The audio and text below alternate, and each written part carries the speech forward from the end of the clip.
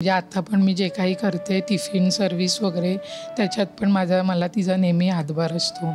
तर आमच्यासाठी खूप त्यांनी स्ट्रगल केलेलं आहे. शिलाई मशीन, लहान मुलांचे कपडे वगैरे सगळं शिवणं, सगळे डायपर्स वगैरे सगळं ते करायचे घरी, शिवायचे नॅपकिन्स. आणि मग त्याच्यानंतरला तिने जिममध्ये पण रिसेप्शनवर जॉब वगैरे केला. आणि मग तिची इच्छा होती की माझ्या एका मुलीने जिम ट्रेनर व्हावं. मग ती इच्छा ती पण पूर्ण केली आणि जिम ट्रेनर पण होते मी. आणि मग त्याच्यानंतरला योगाचा पण कोर्स करून योगा ट्रेनर पण झाले. आणि आता फुल लाईनमध्ये आहे. म्हणजे म्हणजे ते पण मम्मी पप्पांचंच पावलावर पाऊल टाकूनच आज मी ते पुढे चालवत आहे, कंटिन्यू करते. मी आमंत्रित करतो आईला. पण या संपूर्ण प्रवासामध्ये माझे कष्ट आईने घेतलेत, काय पद्धतीने आईने सगळे कष्ट केलेत, मला आईंना विचारायचं आहे. कारण तू बोलत असताना तो सगळा प्रवास आईंच्या डोळ्यासमोर उभा राहिला आणि म्हणूनच ते डोळे पाणावलेत. मला आईंना विचारायचं आहे. आई, तुमचं एकदा नाव सांगा. संगीता सुशील मर्चंडे. तुमचा हा प्रवास किंवा तुमची ही जी गोष्ट आहे ना, ती एक प्रेरणा देणारी असते, एक इन्स्पिरेशन असतं. सो आम्हाला असं वाटतं की तो लोकांसमोर आला पाहिजे. काय सांगाल तुम्ही? एक तर माझं लहान वयात लग्न झालं. 4 मुलं मला वयाच्या 24 वर्षात झाली. लग्न झाल्यापासून मी मेहनत करते, नवऱ्याच्या जोडीला जोड देऊन जेवढं करता येईल तेवढं करते, अजूनही करते. मुलांना कसली कमी पडून दिली नाही.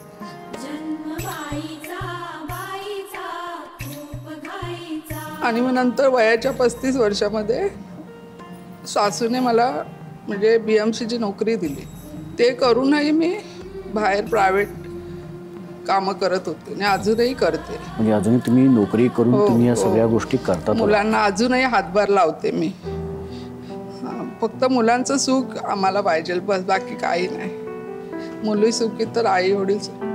काय असा एखादा प्रसंग तुम्हाला इथे सांगावा असं वाटतं की तो त्या प्रसंगातून तुम्ही पुन्हा एकदा उभ्या राहिलात? आणि एक प्रसंग म्हणजे कसं, माझं ॲक्च्युली मीरा रोडला घर होतं स्वतःचं. तर तिथेच मुलींची लग्न झाली, बालणपणं झाली तिकडे. आणि नंतरला मुलींचं लग्न ठरली आणि मुलगा अचानक माझा आजारी पडला. रात्री झोपला ना तर सकाळी उठला तर त्याला उठायलाच झालं नाही. म्हणजे कमरेपासून आदू झाला अचानक. त्याला खूप खर्च केला आम्ही. आता व्यवस्थित आहे, आता बरा आहे, चांगला बरा आहे बऱ्यापैकी. तो प्रसंग आमच्यासाठी खूप म्हणजे दुःखाचा होता. म्हणजे आम्ही खूप रडून टाकलं होतं त्या मुलाला. म्हणजे आशाच सोडली होती की हा म्हणजे हातातून जाईल.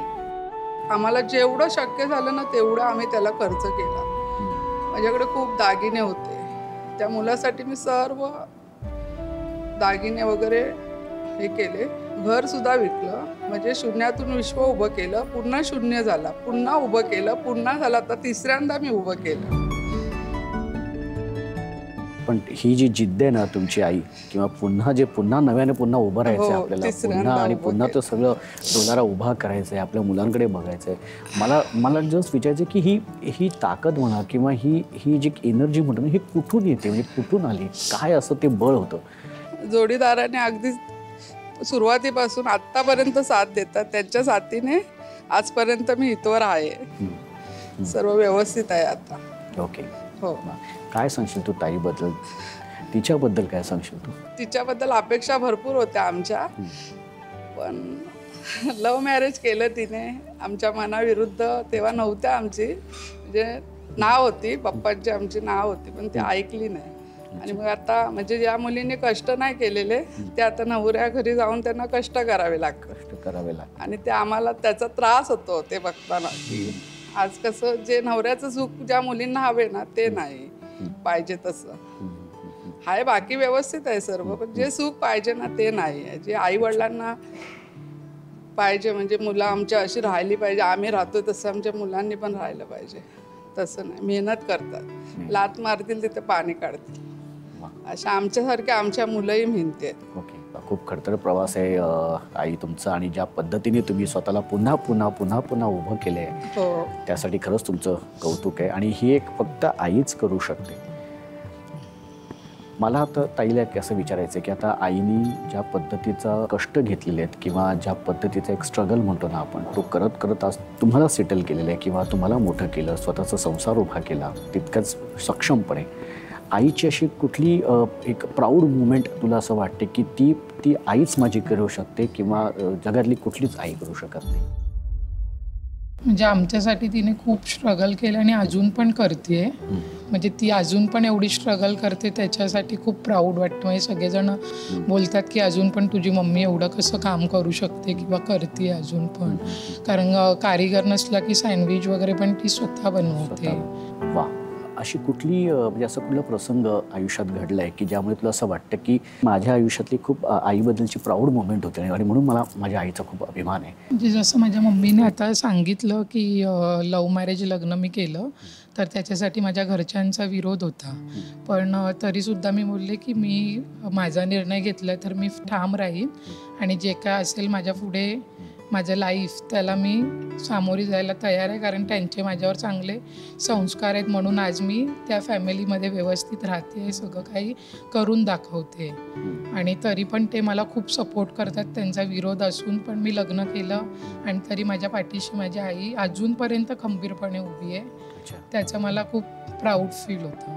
जरी माझा नवरा तिचा जावई असला तरी ती त्याला मुलासारखंच ट्रीट करते. वा, म्हणजे ती सगळ्यांना सांगते की हा माझा मुलगा आहे. वा, आणि त्यासाठी आईचं मन मोठं असावंच हो. लागतं आणि ते प्रत्येक आईचं असतं. छान वाटलं आज तुम्हाला दोघींशी बोलून. ताई, तुला कसं वाटलं? आज मनातलं व्यक्त झालीस, बोललीस. खूप छान वाटलं. माझा पण हा पहिलाच अनुभव स्टेजवर आणि माईक कॅमेरासमोर. हातात घेऊन बोलायचा. अच्छा, त्याच्यामुळे थोडी भीती होती पण आता जरा रिलॅक्स आता जरा रिलॅक्स वाटते. पण ताई, सगळ्यांची स्वप्न पूर्ण करता करता आपलं स्वप्न कुठेतरी पूर्ण होत नाही किंवा ते स्वप्न बाजूला ठेवले ह्याची खंत कुठेतरी वाटते? वाटत होती पण 5-10 वर्ष असे गेले माझे.